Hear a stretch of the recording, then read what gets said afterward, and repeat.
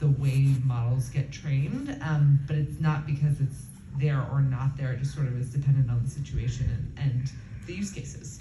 That is an excellent and super astute and very nuanced discussion of that. The other thing that has come up, at least in my world and kind of the do-gooder nonprofit-y sector, is organizations who are currently saying things like, well, we're not using AI here because AI is bad for the environment and it uses up a lot of energy, and we don't want to be a part of that. And to that, I'm like, you're already using AI.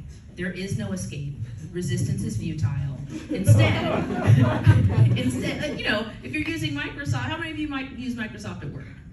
Yeah, a lot of you. Okay, you can't avoid Copilot. It's there, whether you like it or not, right? So instead, that's one of the reasons my co-author and I wrote the book is are there ways in which a nonprofit executive for whom AI is now on their org chart, whether they like it or not, how are there ways that you can use it ethically, responsibly, in a practical, tactical way that whether it's back office operations or legal support or program delivery, communications, engagement, what are ways in which in a practical, tactical way you can feel good, right, about the ways in which you are using AI to greatly enhance your impact, right, and outreach.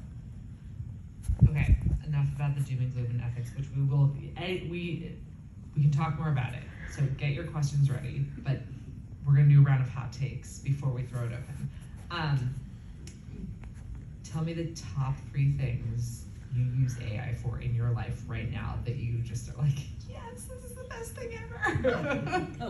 I am a single mom of that gentleman right there, corner.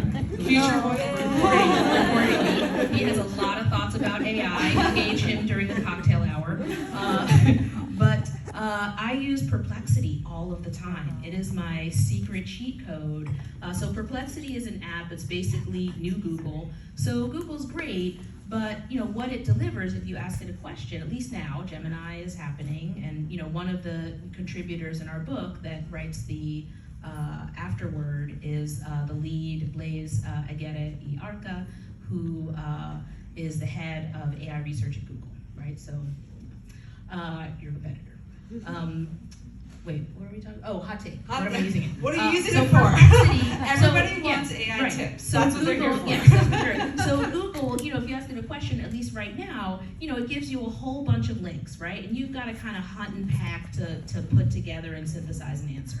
Perplexity just gives you the answer. And generally speaking, it doesn't hallucinate because it shows you the links where it found the thing. So you can actually validate, is this real? And literally, I'll just take a picture of something and be like, Perplexity, what is this? I mean, ChatGPT can do that. I use ChatGPT for shopping. It's great for literally, I love your red blazer here. I might take a picture of it secretly later and then ask ChatGPT, where can I find, that's your mom? Your mom is fierce. She's incredibly fly. And, I will probably later this evening take a, secret picture of that and look it up on ChatGPT and see where can I find, a fierce red blazer like that. So shopping, it also saves a lot of time there. And I use it for writing. Claude is really great, at writing. ChatGPT does okay. Now look, the frontier apps like, your Gemini, your Claude, etc. It's like a super smart intern, right? It can round something up. It can do a great first draft of something, but it's not you. And usually that first draft could use a little nuance, right? But, for example, I had a speaking engagement that was a little different than this in the fall with mostly investors, VCs, and, it required me to have a lot of facts and have some, framework around those facts. So normally, to prep for that, it would take 2 or 3 hours to, cobble together, find all the research, organize it, make it sound smart, and funny. And actually, because I use Perplexity so much, once I told it, and I've gotten better at prompt engineering. Prompt engineering, by the way, I know a lot of you know what it is, but prompt engineering is the art and science of getting the bot to deliver to you what you need as quickly and accurately as possible. So I've gotten a lot better at that over time, and I've gotten so good at it that literally once I put in the prompt to Perplexity, it literally just delivered a package. I mean, I barely had to touch it, so what normally would literally take 2 hours took 2 minutes. 2 minutes. So, we're definitely in a new world where things are gonna move a lot faster, and these tools I think are really fun, if you want it to be. Now, the other thing I will say, just, circling back to ethics, social media. I was in on, the ground floor of a lot of, that trend, so watched it rise and fall. And, what I tell people now is AI is a lot like social networks, right? It's gonna be amazing until it isn't. And no one knows what it isn't is gonna be. We're all gonna find out in real time. Okay.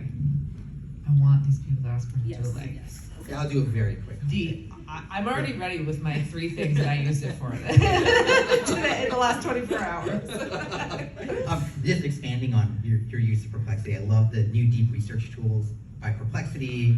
Google Gemini has one, and OpenAI has one. I love those tools. I research everything from what pair of sweatpants should I order, to what are sustainable paper towels. I mean, these are just literally recent questions I've asked this tool.